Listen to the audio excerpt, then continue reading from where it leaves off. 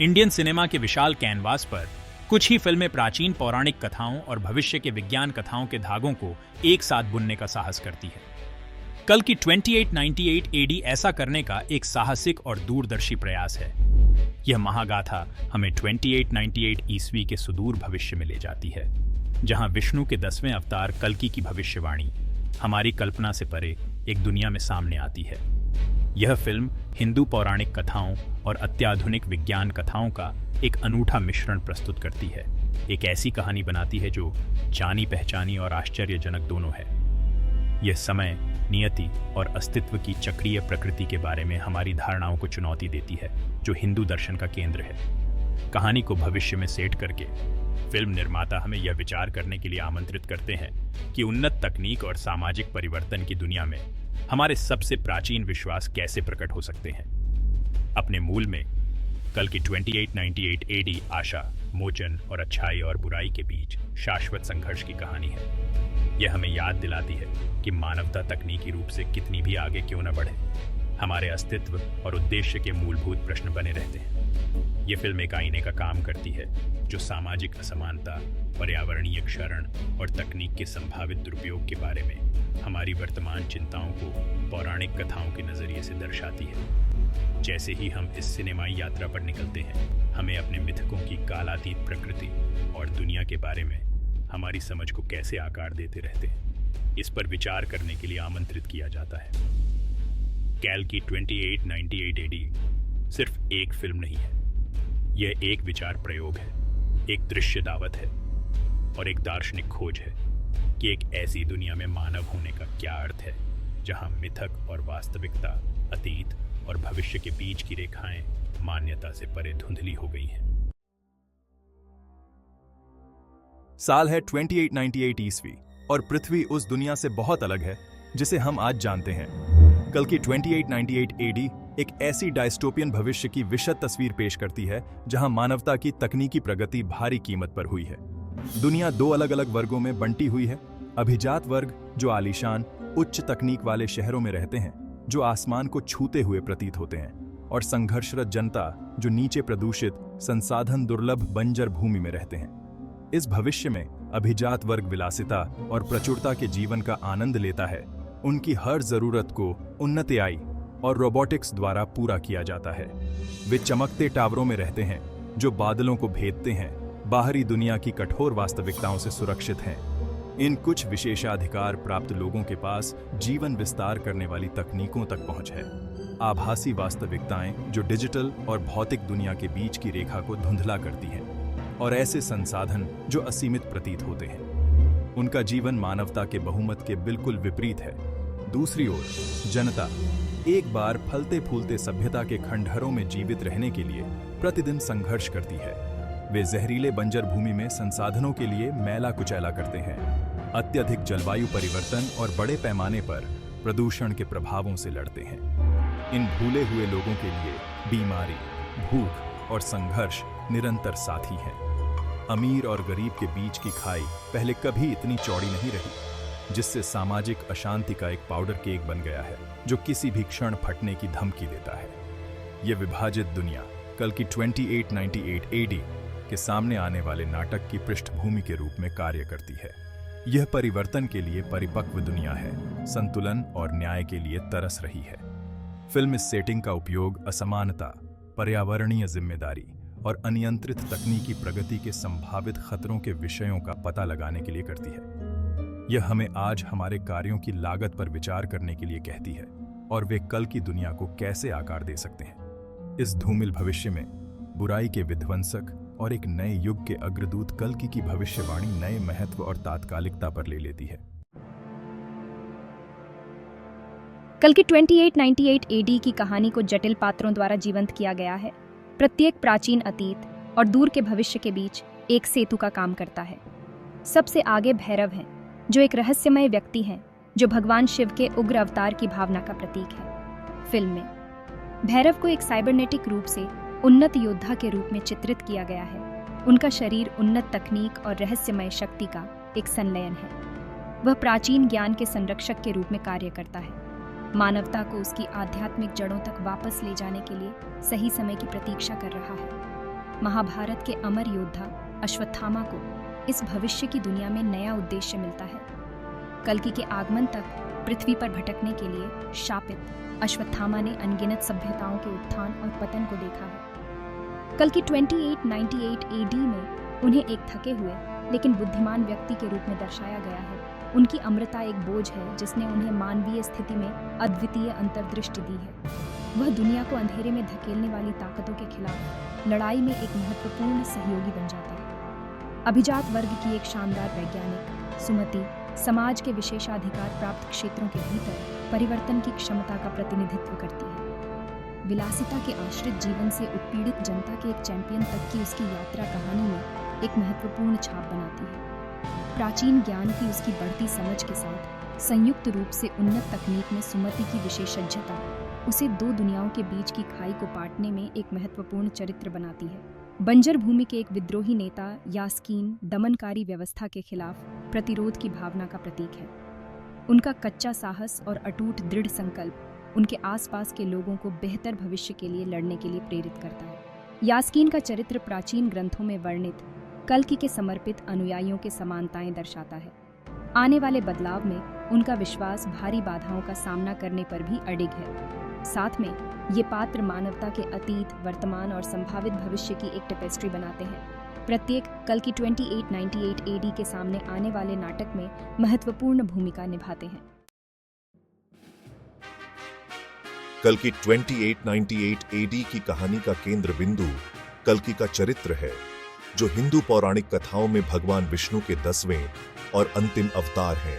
प्राचीन ग्रंथों के अनुसार कल्कि के कलयुग के अंत में प्रकट होने की भविष्यवाणी की गई है, जो अंधेरे और कलह का वर्तमान युग है। उन्हें एक सफेद घोड़े पर सवार योद्धा के रूप में वर्णित किया गया है, जो एक धधकती तलवार लिए हुए है, जो बुराई को मिटाने और सच्चाई और धार्मिकता के एक नए युग, सत्य युग की शुरुआत करने के लिए आया है। फिल्म के संदर्भ में कल्कि की भविष्यवाणी नए आयाम लेती है। वर्ष 2898 ईस्वी को कलयुग की परिणति के रूप में चित्रित किया गया है, जहां मानवता की तकनीकी प्रगति अपने चरम पर पहुंच गई है, लेकिन आध्यात्मिक और नैतिक पतन की कीमत पर। अभिजात वर्ग और जनता के बीच भारी विभाजन, पर्यावरणीय तबाही और प्राचीन ज्ञान का नुकसान, ये सभी एक ऐसी दुनिया की ओर इशारा करते हैं जिसे दैवीय हस्तक्षेप की सख्त जरूरत है।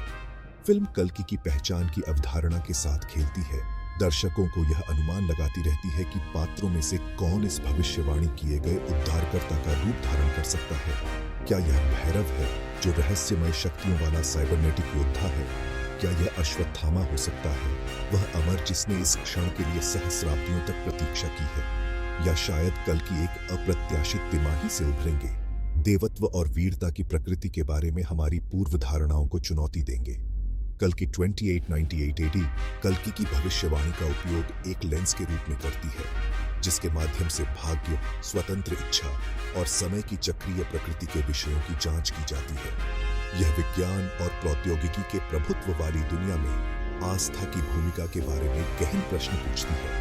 क्या प्राचीन भविष्यवाणियां अभी भी भविष्य में अपने मूल से इतनी दूर होने के बावजूद अर्थ धारण कर सकती हैं?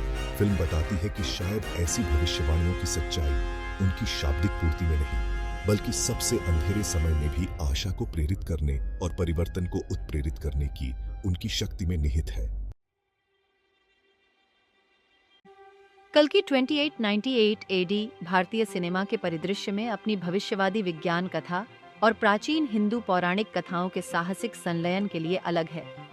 यह अनूठा मिश्रण एक दृश्य और कथात्मक टेपेस्ट्री बनाता है, जो परिचित और अपरिचित दोनों है, दर्शकों को पहचानने योग्य पौराणिक अवधारणाओं में जमीन पर उतारता है, जबकि उन्हें संभावित भविष्य के दृश्यों के साथ चुनौती देता है। फिल्म के रचनाकारों ने एक ऐसी दुनिया तैयार की है जहां उन्नत तकनीक और सदियों पुरानी आध्यात्मिकता सह अस्तित्व में है, अक्सर आश्चर्यजनक और विचारोत्तेजक तरीकों से। 2898 ईस्वी के चहल पहल भरे महानगरों में हम नवीनतम तकनीकी गैजेट के विज्ञापनों के साथ देवताओं के होलोग्राफिक अनुमान देखते हैं। परिष्कृत AI सिस्टम को सक्रिय करने के लिए प्राचीन मंत्रों का उपयोग किया जाता है, जबकि पारंपरिक अनुष्ठान भविष्य के उपकरणों का उपयोग करके किए जाते हैं। यह जुड़ाव न केवल एक दृश्य तमाशा के रूप में कार्य करता है, बल्कि तकनीकी प्रगति द्वारा परिवर्तित दुनिया में भी विश्वास और परंपरा की स्थायी प्रकृति पर एक टिप्पणी के रूप में कार्य करता है। भविष्य की सेटिंग में पौराणिक पात्रों और अवधारणाओं का फिल्म का चित्रण विशेष रूप से आकर्षक है। उदाहरण के लिए, अश्वत्थामा को एक ऐसे व्यक्ति के रूप में फिर से कल्पना की गई है जिसकी अमरता उसके प्राचीन अभिशाप और अत्याधुनिक जीवन विस्तार तकनीक के संयोजन के माध्यम से कायम है। कर्म की अवधारणा को उन्नत एल्गोरिदम और भविष्य कहने वाला एआई के लेंस के माध्यम से खोजा गया है, जो एक अति जुड़े दुनिया में स्वतंत्र इच्छा और नियतिवाद के बारे में प्रश्न उठाता है। शायद सबसे प्रभावशाली ढंग से काल्की 2898 ईस्वी हिंदू पौराणिक कथाओं के सार को बनाए रखने का प्रबंधन करती है, जबकि इसे दूर के भविष्य में एक्सट्रपलेटिंग करती है। अच्छाई और बुराई के बीच शाश्वत लड़ाई, धर्म कर्तव्य की अवधारणा और समय और अस्तित्व की चक्रीय प्रकृति सभी मौजूद है, लेकिन एक ऐसी दुनिया के लिए पूर्ण संदर्भित हैं जो हमारी वर्तमान समझ से बहुत आगे विकसित हो चुकी है। यह अनोखा दृष्टिकोण दर्शकों को यह विचार करने के लिए चुनौती देता है कि कैसे हमारे सबसे बुनियादी विश्वास और कहानियां सहस्राब्दियों के तकनीकी और सामाजिक परिवर्तन के माध्यम से अनुकूलित और बनी रह सकती हैं। अपने मूल में कल्कि 2898 एडी अच्छाई और बुराई के बीच सदियों पुराने संघर्ष की कहानी है, जिसे तकनीकी रूप से उन्नत भविष्य के लिए फिर से कल्पना की गई है। फिल्म एक ऐसी दुनिया प्रस्तुत करती है जहां उन्नत विज्ञान की जटिलताओं और समाज में व्यापक असमानताओं से सही और गलत के बीच की रेखाएं धुंधली हो गई हैं। इस सेटिंग में धर्म, धार्मिक कर्तव्य और अधर्म, अधार्मिकता की पारंपरिक अवधारणाएं नए और चुनौतीपूर्ण आयाम लेती हैं। 2898 ईस्वी के अभिजात वर्ग जीवन विस्तार करने वाली प्रौद्योगिकियों और आभासी वास्तविकताओं तक उनकी पहुंच के साथ एक ऐसी दुनिया में नैतिकता के सवालों से जूझते हैं जहां भौतिक सीमाओं को काफी हद तक दूर कर दिया गया है। क्या कोई वास्तव में दूसरों की पीड़ा को समझ सकता है जब प्रौद्योगिकी और विशेषाधिकार की परतों से अछूता हो? फिल्म यह पता लगाती है कि सत्ता में बैठे लोगों के लिए अपने कार्यों को तर्कसंगत बनाना कितना आसान है, तब भी जब वे कार्य जनता के लिए अन्याय और पीड़ा को कायम रखते हैं। इसके विपरीत संघर्षरत जनता के बीच हम मानवता के सबसे बुरे और अच्छे दोनों को देखते हैं। कुछ ऐसे हैं जिन्होंने निराशा और हिंसा के आगे घुटने टेक दिए हैं, और अन्य जो अपनी कठोर परिस्थितियों के बावजूद आशा और करुणा बनाए रखते हैं। विद्रोही नेता यास्कीन इस जटिलता का प्रतीक हैं। उत्पीड़न के खिलाफ लड़ रहे हैं, लेकिन लगातार अपने तरीकों की नैतिकता पर सवाल उठा रहे हैं। उनका संघर्ष इस बात का बड़ा विषय दर्शाता है कि आप जिसका विरोध करते हैं उसमें बदले बिना बुराई का मुकाबला कैसे करें। उन्नत एआई और आभासी वास्तविकताओं की शुरुआत इस नैतिक संघर्ष में एक और परत जोड़ती है। फिल्म वास्तविकता और चेतना की प्रकृति के बारे में दिलचस्प सवाल खड़े करती है। यदि कोई पूर्ण आभासी दुनिया बना सकता है, तो भौतिक दुनिया और उसके निवासियों के प्रति उसकी क्या जिम्मेदारी है? ये तकनीकी चमत्कार संभावित मोक्ष के साधन और आगे उत्पीड़न के साधन दोनों के रूप में काम करते हैं। यह इस बात पर निर्भर करता है कि उन्हें कौन और किस उद्देश्य से संचालित करता है। इन संघर्षों के माध्यम से कल्कि 2898 एडी दर्शकों को यह विचार करने के लिए चुनौती देती है कि अच्छाई और बुराई की हमारी परिभाषाएं एक ऐसी दुनिया में कैसे विकसित हो सकती हैं जहां संभव की सीमाओं का मौलिक रूप से विस्तार किया गया है। कल्कि 2898 एडी प्राचीन हिंदू भविष्यवाणियों में एक भविष्यवादी संदर्भ में रखकर नया जीवन सांस लेती है, जिससे दर्शकों को तेजी से बदलती दुनिया में उनकी प्रासंगिकता पर पुनर्विचार करने के लिए प्रेरित किया जाता है। फिल्म कल्कि की भविष्यवाणी को लेती है, जिसे पारंपरिक रूप से अंत समय और एक नए युग की शुरुआत के अग्रदूत के रूप में समझा जाता है, और एक ऐसे समाज के लिए इसकी पुनर्व्याख्या करता है जो अनियंत्रित तकनीकी उन्नति और सामाजिक असमानता के परिणामों से जूझ रहा है। 2898 ईस्वी की दुनिया में कल्कि के आगमन की सूचना देने वाले संकेत नए अर्थ लेते हैं। प्राचीन ग्रंथों में वर्णित दुष्टता और बेईमानी उन दमनकारी प्रणालियों में प्रकट होती है जो जनता को गरीबी में रखती है, जबकि अभिजात वर्ग विलासिता में रहते हैं।